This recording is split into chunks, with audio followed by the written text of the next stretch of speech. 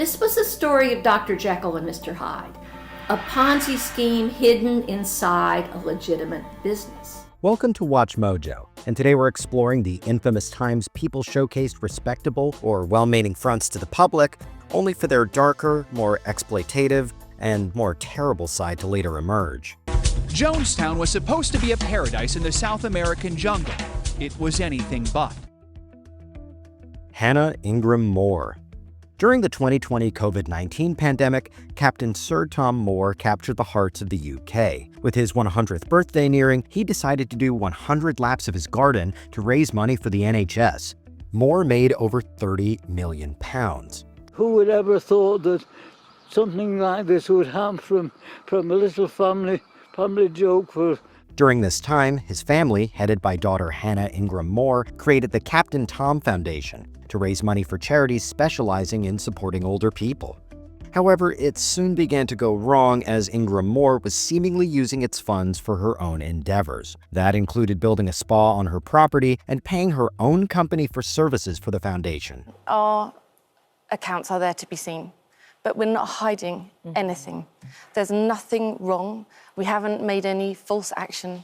And I genuinely think, though, that the vast majority of people know that. In 2023, on top of the spa having to be demolished for being unauthorized, the Charity Commission barred Ingram Moore from being employed in nonprofits. Stephen Collins. Best known for playing Reverend Eric Camden in Seventh Heaven, away from the acting world, Collins also promoted transcendental meditation to help ease stress. Welcome, everyone. I'd like to read something from Ecclesiastes. Although most of you may have thought this was from the birds, it is indeed from Ecclesiastes. As such, he seemed like a decent guy. But then 2014 happened. A tape was leaked that was believed to be Collins talking about when he abused a minor in the past. The recording was reportedly made in 2012 during a therapy session with the actor and his estranged wife, Faye Grant. A couple of months later, Collins admitted to abusing 3 minors in 1973, 1982, and 1994. The police investigated the crimes, but due to the statute of limitations passing, Collins was unable to be criminally charged for his admissions. Instead, he's been blacklisted from Hollywood. Following the October release of the tape, Collins had lost acting jobs, and the show that made him famous has been pulled from syndication. Allison Mack. Sometimes it's hard to separate the character from the actor. For example, Mack. When she was in Smallville, she was universally loved as the determined, loyal, and friendly Chloe Sullivan. Didn't you just... weren't you... I took a shortcut. Through what, a black hole? Yet away from that role, Mack lived a very different life. In 2006, she joined NXIVM, a group co-founded by Keith Raniere. Mack worked her way up, becoming one of its most prominent members. However, in 2017, DOS, the secret group within NXIVM, became public knowledge. The cult would play on empowerment, yet use women for Raniere's gratification. The recruits were abused and blackmailed to keep quiet. Mack was heavily involved in the process. In 2021, after pleading guilty to several charges, she was sentenced to 3 years in prison and was released in 2023. Allison Mack has been released from a California prison. Charles Dickens. Considered one of the greatest novelists ever, Dickens became famous in his work for his social criticism, especially when it came to the plight of the impoverished in Victorian England. While his writings have faced criticism for using racial stereotypes in recent years, it's his personal life that's added to his nastier side. After marrying Catherine Hogarth in 1836, Dickens met 18-year-old Ellen Ternan when he was 45 in 1857. While the duo destroyed their letters, it's believed they had an affair, leading to Dickens separating from Hogarth in 1858. In 2019, it was reported that letters were found that showed Dickens had tried, and thankfully failed, to get Hogarth sent to an asylum. At the time, these facilities weren't always treating people ethically. Hans Asperger. Due to his work on autism in the 1940s, this Austrian doctor was honored by having Asperger syndrome named after him. The diagnosis has since been merged into autism spectrum disorder. But the vision of autism that came out of that clinic, which we now call the autism spectrum, that's definitely not mud. In fact, it turned out to be true. However, in 2018, evidence emerged that suggested Asperger was not the ethical pioneer everyone believed him to be. As a medical expert involved with Germany's Wehrmacht, he often gave harsh diagnoses to children, some of whom he sent to Am Spiegelgrund, near where he worked in Vienna. This infamous facility was used to undergo euthanasia, where hundreds lost their lives. On top of this, Asperger was involved in Germany's eugenics program, implementing forced sterilization towards patients not seen favorably by the authorities. So Asperger, it seems, was playing this very complicated game of appearing to be anti-Nazi, but meanwhile signing a couple of death warrants. Roald Dahl. Born to Norwegian parents in Wales, Dahl soon became one of the greatest children's authors on the planet, with whimsical tales including Charlie and the Chocolate Factory and Matilda. The work of Roald Dahl has been loved by generations. They are such a popular choice for kids and for parents. Yet with that incredible legacy, there was another, less pleasant side to Dahl. In the later part of his life, the writer was interviewed several times, becoming more and more problematic. What began as criticism of Israel soon morphed into anti-Semitism, with Dahl essentially admitting to being anti-Semitic as he delved into conspiracy theories such as Jewish people controlling the media. In 2020, Dahl's family publicly apologized for what he'd said. This contributed to publishers' controversial plans to edit his work in new editions, removing harsher language, which was later rescinded. Amid the controversy over the move, Puffin today announced it will now also release a classic collection of Roald Dahl's books.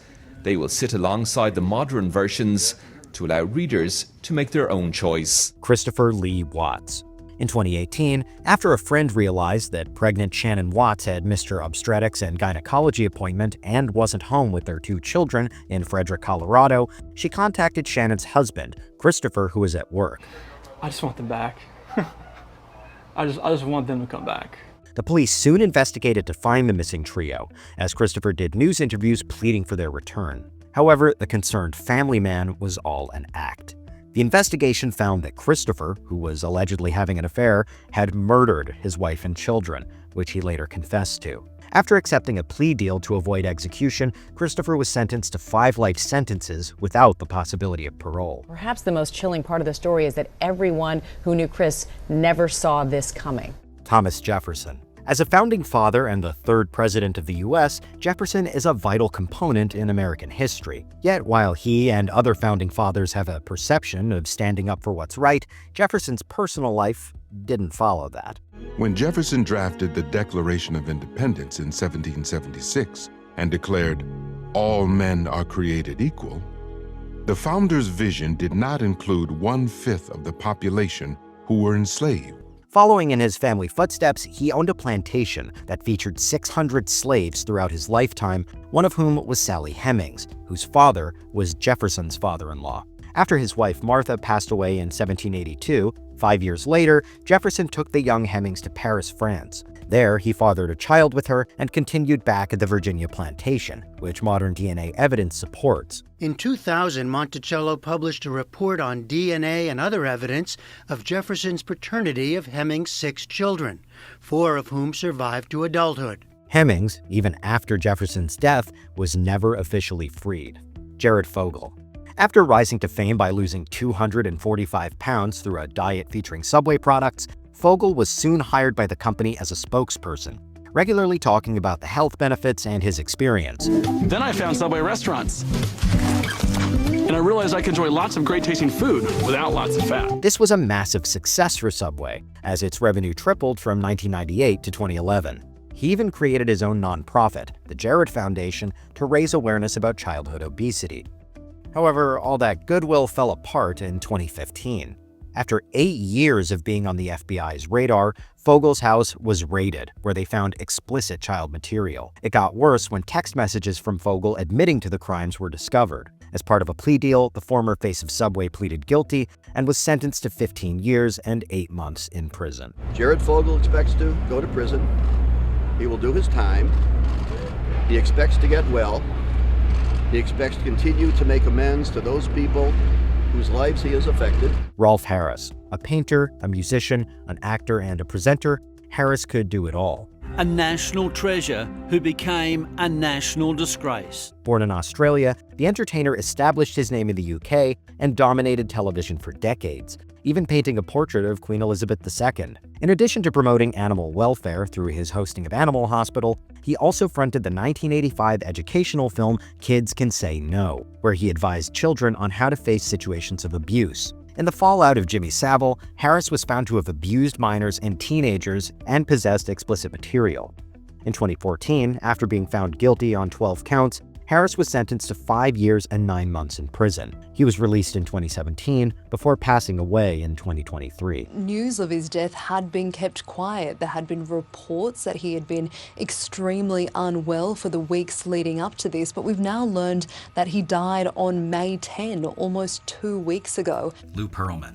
He was the man behind some of the biggest boy bands ever, including 2 of the biggest juggernauts of all time. From running a blimp company to creating and managing a series of bands, including the Backstreet Boys and NSYNC, Pearlman seemed like a figurehead for breaking entry barriers into the music industry. However, that turned out to be far from the whole story. Pearlman was soon issued lawsuits by most of the talent under him. The Backstreet Boys struggled financially and had to split $300,000 between them, while their 6th member, Pearlman, took millions. They said they began to feel like indentured servants. It was then discovered that his transcontinental company, which claimed to own an airline, restaurants, and more, was nothing but a Ponzi scheme that stole hundreds of millions. I think he became aware of his ability to have people trust him sort of in a haphazard way. Once he became aware of that, he wasn't afraid to use it further. In 2008, Pearlman was sentenced to 25 years in jail and passed away in 2016. Jimmy Savile. For decades, he was one of the most famous presenters in the UK. Due to hosting Jim'll Fix It, which had children getting their wishes answered, and his passionate charity work, Savile was highly respected by fans, celebrities, politicians, and even royalty. This trust gave him access to schools and facilities where vulnerable people were. Instead of helping them in their time of need, Savile did the opposite. As he forged a reputation as a tireless fundraiser, as he was knighted by the Queen and the Pope, he was, it now seems, leading an appalling double life. In 2012, a year after his passing, allegations about Savile abusing many people came out, as well as an apparent cover-up by authority figures. This seemingly open secret was now exposed to the public. Operation U-Tree was launched by the police, which discovered hundreds of victims of the disgraced presenter. We've now had 161 calls to our helpline. The police are now pursuing 340 separate lines of inquiry. Elizabeth Holmes. In 2015, she was named by Forbes as the youngest and wealthiest self-made billionaire woman in the US. Holmes had created the company Theranos, which claimed to have pioneered a less invasive method of testing blood. You founded this company 12 years ago, right? Tell them how old you were. I was 19.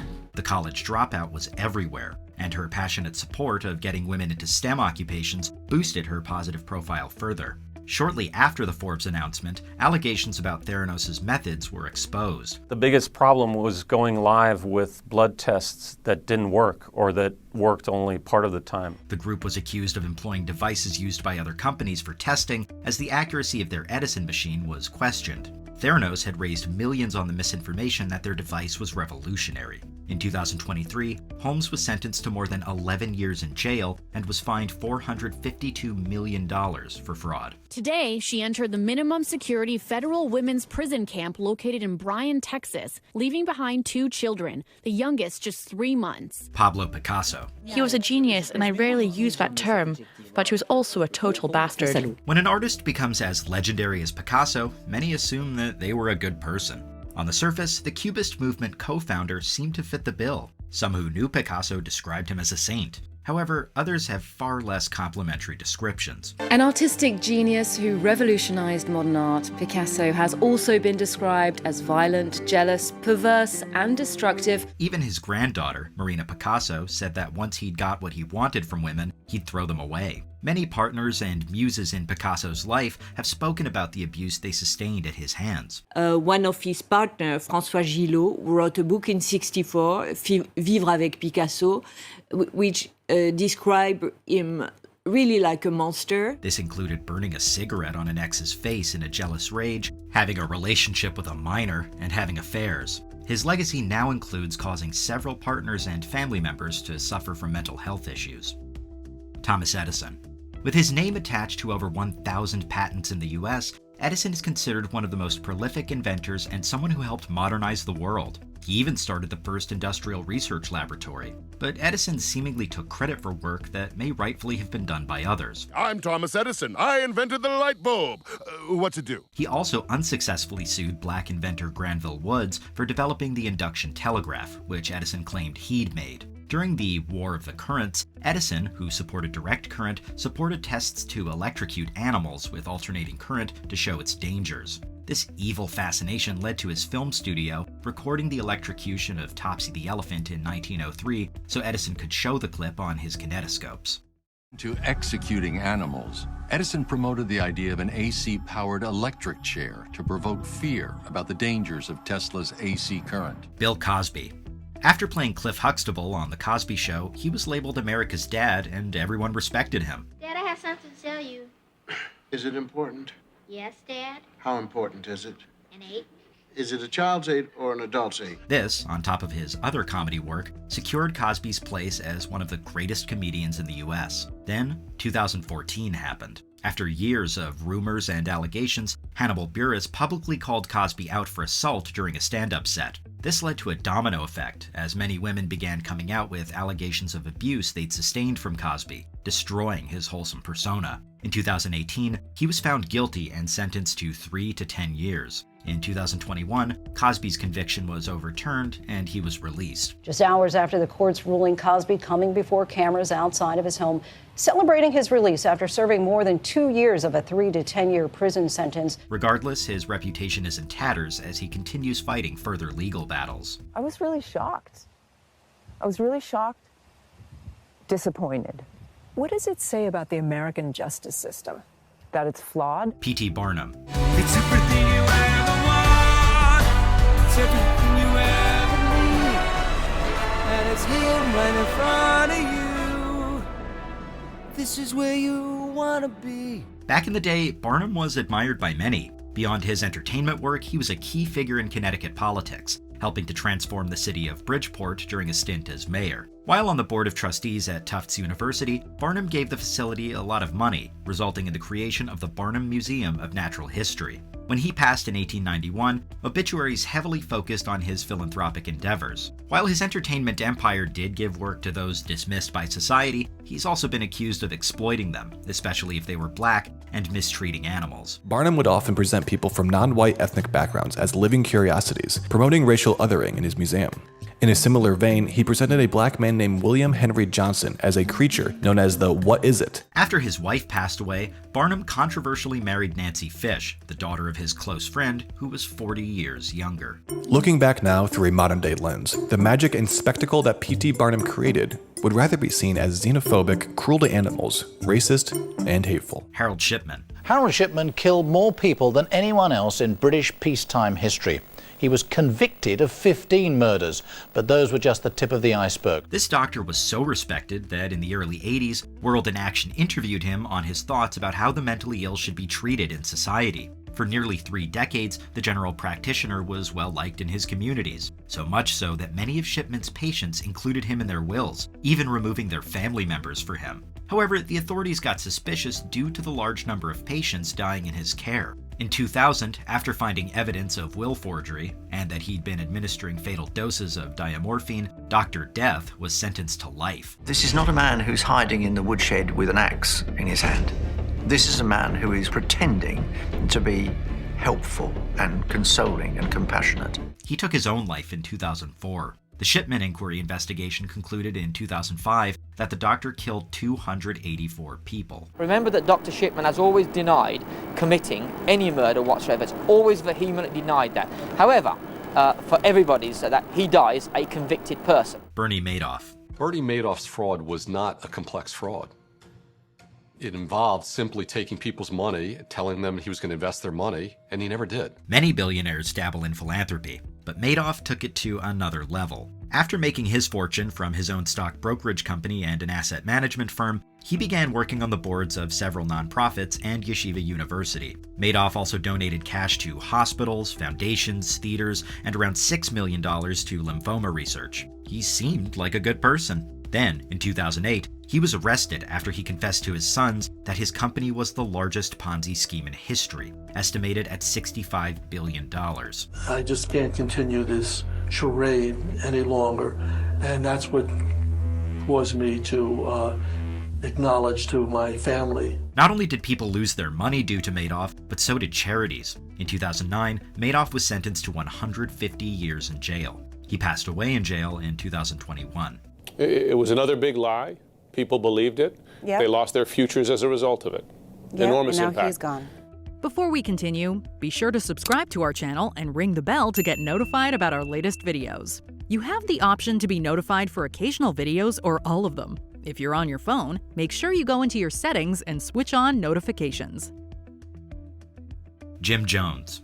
Growing up in poverty and experiencing kindness from neighbors, Jones seemingly wanted to emulate that in his adulthood. He could rail. I mean, he could just light up. I mean, his whole body punctuated what he was saying. In 1955, he founded his own new religious movement, which would become the People's Temple, promoting racial equality and incorporating Christian and left-wing ideologies. After moving to San Francisco, California, the group worked with activists and charities. Yet, when accusations of abuse in the temple began to emerge, Jones relocated his movement to Guyana and created Jonestown. In 1978, while investigating dark claims about the commune, U.S. politician Leo Ryan and 4 others were fatally shot. Seeing his temple about to come crashing down, Jones ordered mass ingestion of a cyanide-laced drink among his followers, causing 918 people to perish. He is the mass murderer. And you asked me before what I felt about Jim Jones. I think he's a monster.